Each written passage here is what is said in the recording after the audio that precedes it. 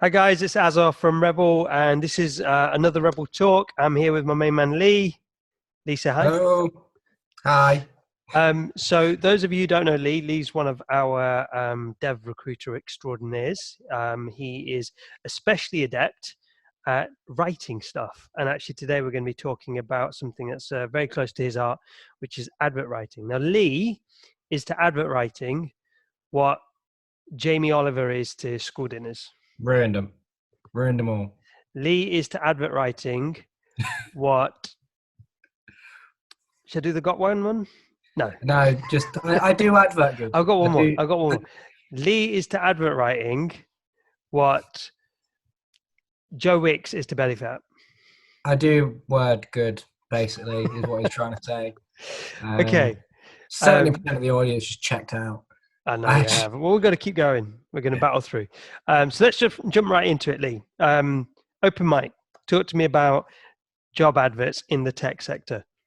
There's a common misconception when it comes to adverts, not just in the tech sector.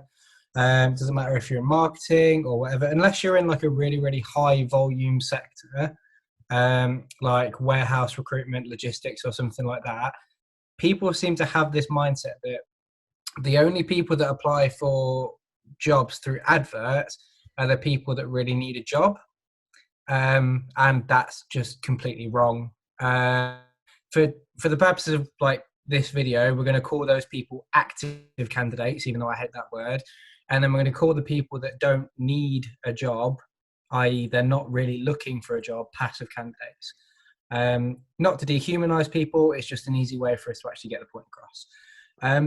So yeah, that's basically the common misconception. Cool. So we're going back to the good old active versus passive candidate debate. Yeah. So hit me with this then. How is writing a job advert effectively really going to make a difference in getting that sought after passive candidate base? Yeah. I mean, to answer the question in a really, really broad sense, you basically need to answer what is a job advert meant to do. Because if your job advert is aimed at getting you as many applications as possible, this isn't going to make a lot of sense. Whereas if you're one of the people, like if you're recruiting for your business and you're actually smart about it and you realize I need one person to apply for this job. I only need one person as long as they are the right person to apply for this job, and that's it. So when I'm writing this advert, I need to talk to that one person. I'm not talking to people. I'm literally talking to one individual who wants to come, who could be really, really good for my company and could fill this role. Cool. That makes sense. So talk to me about what are the common things that you see that when you look at, you're just like, oh my God, these guys have got it so wrong in terms of job adverts. It's pretty common with most job adverts, actually. I call them job specs with glitter. Because it's pretty standard generally, and I'm not hitting out at HR or anything else like this, but when an advert is posted online, it's literally just a list of things that you want. And that's fine as a job specification. But if I went out and bought a car, and then the car salesman comes up to me and says, hiya, this is a car, has a 2-litre engine, you need a driving license to buy it, you will need to be able to actually have the knowledge to drive this car, and you will also have to buy this car at this price. Am I going to buy that car? Mm-hmm. I'm literally going to be staring at that salesman like, well, I literally came here to you because I was interested in the fact that you had a car to sell me. Why are you just telling me what I need? That's interesting, because obviously you're using the analogy there of a product that we really, really want. But obviously with jobs, I think a lot of people assume the candidate really wants the job as well. So it's like, there's a bit of gravity pulling both ways there. And my view of it is like traditionally, and the power was with the employer. So clearly they'd spend about this much of the advert writing about what makes it a great place to work. And then this much basically saying, this is all the stuff that we want. And if you don't have this, don't even look at this advert. Click away, go away, shoot. Be gone. Yeah. Why is that? Why is that so detrimental now, though? If people don't change, what's the big deal? Because there is no employer power anymore. Like when you think about it, coming back to that thing we said where the best candidates aren't necessarily passive. It doesn't matter if they're active or passive, but the the mindset of passive people don't apply. That's because you're not speaking to passive people when you talk to that. You're literally speaking to like the tiny, especially in tech, the tiny minority of people that desperately need a new job. Desperately. So to the point where they're looking at everyone else as well. So this actually helps you get the active candidates as well, because you're still speaking to an individual and you're telling them what they want. So even if they are actively looking and they desperately need a new job, they're going to be more attracted to you because you haven't just shoved the job spec in front of them and said, me. Oh, by the way, we give you statutory minimum holidays. Yeah. You're welcome.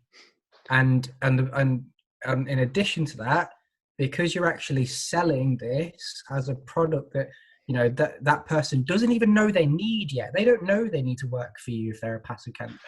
But if you frame it in a way where you sell this role to them, you're going to attract them as well. So you're immediately, like, you're opening up the entire candidate market. Doesn't matter if Dave or Sue got a new job a week ago. If your job sounds exciting to them when they read it, they're probably still going to apply. So, yeah. So talk to me about where we don't want to be, which is the old kind of mindset of you need us more than we need you. So we're just going to tell you all of our list of requirements. And so we know we don't want to be there, right? So what do we need to be doing to get the most effective job adverts? What are some of the things that we need to really bear in mind and start implementing? For starters, you need to stop thinking. You need to get out of the mindset that we just spoke about. Like, you need people applying to your jobs, and you need people filling your jobs way more than they need you right now, especially now in tech, because there's literally probably about 600 JavaScript developer jobs in the UK combined, and you want one person. So yeah, that's the mindset you need to get out of first off. And then secondly, and most importantly, you need to stop talking about what you want. If you are a business that's recruiting and you have something to offer, which I'm sure you think you do, and that's why you're actually recruiting right now. You've all sat down and you said, okay, we need this person. We can offer this person this, and that. You need to sell that to them. You need to explain that in return for them coming to join you, that's what they can enjoy as being part of your business. Now, remember, that's probably going to disqualify some people. But if we go all the way back to the beginning, remember what I said, you need one person. Mm-hmm. So it doesn't matter if people are looking at that and thinking, oh, okay, I can't apply for that, or I don't want that. That's fine, because they were never going to join your business in the first place. Okay. And if they did, they'd cause a lot of damage because they didn't want to be there. So let me kind of play devil's advocate here. So I'm a talent acquisition manager or HR manager or even a line manager, maybe at a smaller business. And I say, look, right, we stick our adverts out and we say at the top, we've got a great culture. We've got, open plan office, free parking. Everyone loves each other. We have free tea and coffee. And then I go, right, you need to have 3 to 5 years experience of this, that, and the other. And I go into the meat and bones of the job description, as you would say. What's wrong with that? I've told them exactly what salary they can expect, what benefits. I've told them that we've got, great culture and that we're a close-knit team and we're working on really exciting projects. What's the big deal? Without sounding too harsh, none of that really means anything on a job advert, because you and 400 other businesses have put that exact same thing. Every business thinks they've got a great culture. Every single one of them.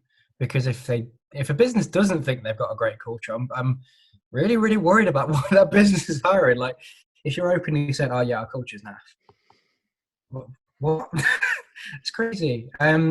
You need to be telling them why you're different, and you need to be telling them why your job is special to them personally. Like, if that makes sense. Like, if you think about any other form of marketing, yeah, what what does the best marketing do? I'm genuinely asking. Uh, you put me on the spot.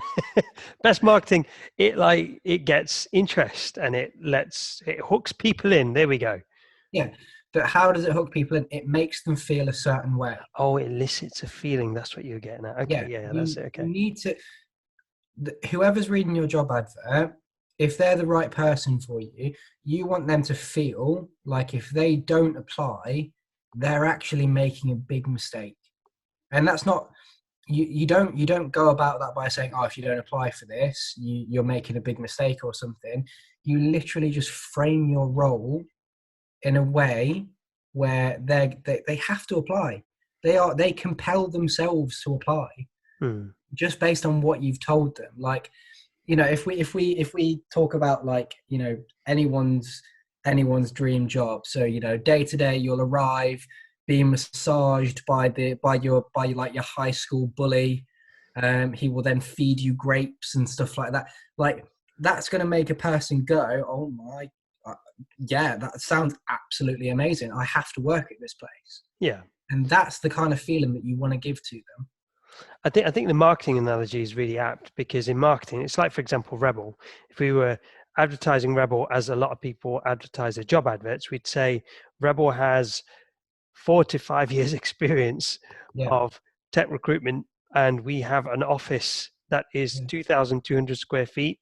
So we have space to interview people, and we have 14 people who work at Rebel, and it's like, well, flipping heck, that's not going to get anyone working with us.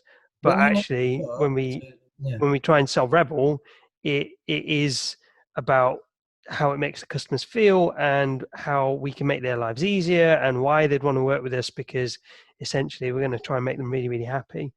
And I think that's what's missing, really, isn't it? Is that marketing element. So here's a question for you. So let's say if you write the job adverts for your company, right?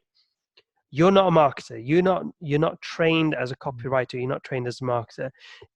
Give us like a couple of really simple things that you can do that are going to move you in the right direction when it comes to writing your adverts.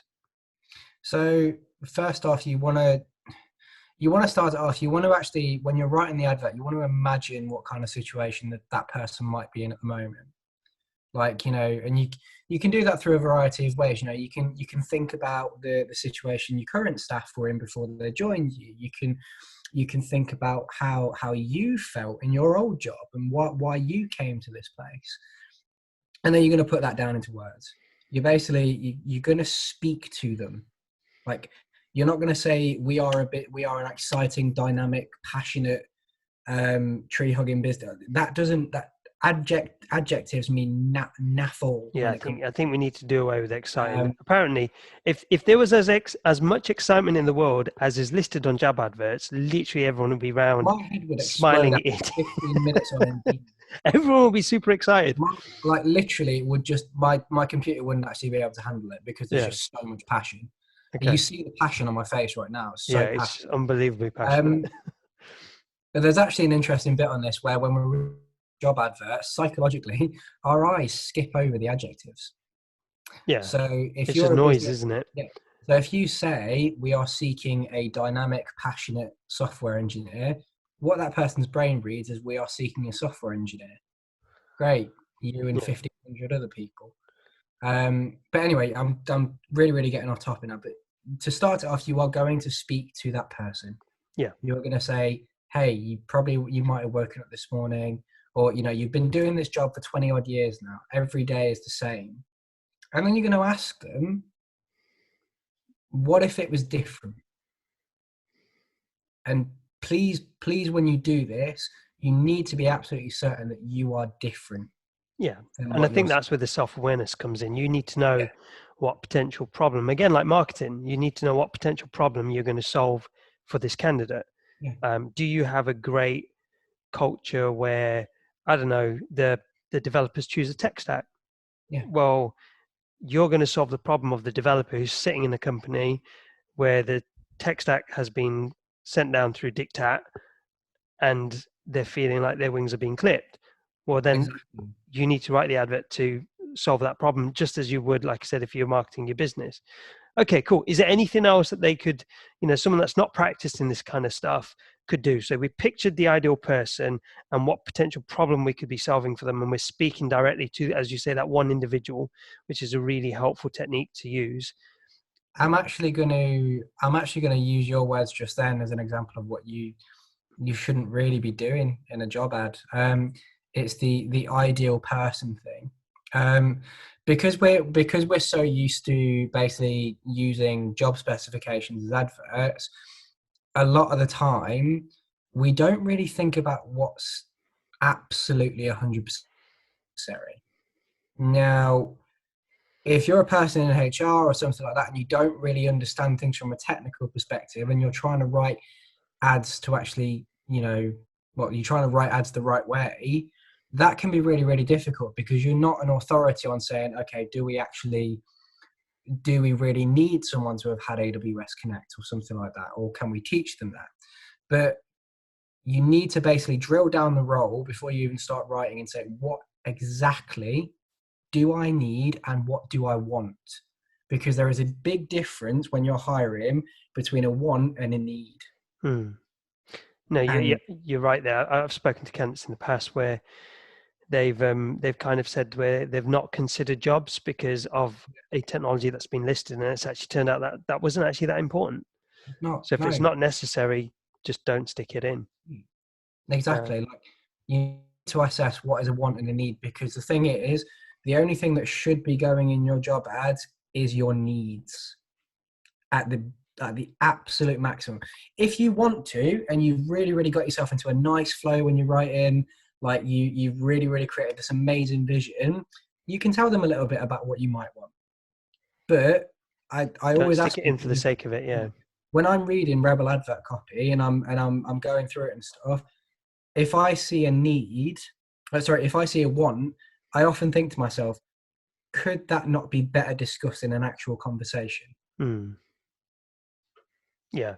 Is that not something you can actually both have a chat about once you've got their interest and they're a little bit more bought into you? Yeah, I can see the logic. If you're in an industry where there's too many candidates, then your job advert is doing two things. It's attracting the right people, but you're also trying to put people off applying. Exactly. Now, if you're recruiting for developers, for example, you don't actually want to put off people applying because you're not getting a whole host of applicants anyway compared to other kinds of jobs. So putting the wants in there is a bit of an unnecessary barrier. And as we know, developers, especially because their time is very precious and they're in demand, they don't want, if there's a chance that this could be a waste of time, a lot of them will just decide not to go for it. Just won't look at it. So it's people are really, really scared of rejection. And like, changing a job is genuinely one of the biggest things a person can do. It's bigger than buying a car. It's bigger than buying a chocolate bar. Like it's, so it's crazy that marketing for those things is better than what we have for jobs. Surely we should be at the same level. But if we go back to that fear of rejection, if you put too much in, it doesn't really matter if you're now going to use the whole "but I only need one applicant" thing against me. It doesn't matter, because that one applicant probably isn't going to apply if you've just got a massive list of requirements. Yeah, because they might think they don't meet something. Leigh, that's been super, super useful. Before we wrap up, any closing words, any other bits of sage advice that you might want to impart? Yeah, be real with your job adverts. If there are problems in your business and stuff like that, you don't have to go into massive detail or something. But if there's going to be challenges as part of the role, please put a paragraph in about them. Like, get that stuff out of the way, because otherwise you are false advertising a little bit as well, and that's gonna cause problems later down the line. So don't present them with a whole list of problems if you've got a whole list of problems, but just in terms of what's relevant to them, what might they encounter in their first kind of month or so that would maybe put them off. If it puts them off, that's fine, because they were never going to be the right person for you anyway. if it doesn't put them off, straight from the outset, you've been really, really upfront with them. Yeah, and there's no surprises. So Yeah. there you have it. Your top 3 tips. First one, imagine your ideal person. Imagine the type of problem that you're trying to solve. Speak directly to that person as an individual, because as Leigh says, you only need one person to fill one job. The second aspect is keep it on point. Don't add in the added extras that sometimes serve as unintended barriers to the right people applying for your jobs. So if it's not necessary and it's a nice to have, consider whether it's a necessary part of the advert. If it's not, just keep it out, and you'll probably be surprised with the results that you get. And the final one, keep it real. Honesty works best. People appreciate it. You'll be marking yourself out as different, and you'll get a lot more respect as well. So for other handy advice and tips, Leigh's available. I'm sure you've got a bit of time in the lockdown to impart some advice just drop to me a people. message. I'm happy to go a bit more in depth as well. And even if needs be, look at some ad copy for people if it helps them. I just want to make job ads a better place. Genuinely, the day I can log on Indeed and not see a single adjective, that I might actually go and dance in the street. 2 meters apart from everyone, obviously, but I will dance in the street. Okay. Well, I'm going to give you an overused adjective. That's been amazing, Leigh. Thank you. Exciting. I've been amazing. Okay. There you go. There you have it. All you need to know about adverts in, 15 minutes or so. Take it easy. Catch you again. See you. Bye-bye.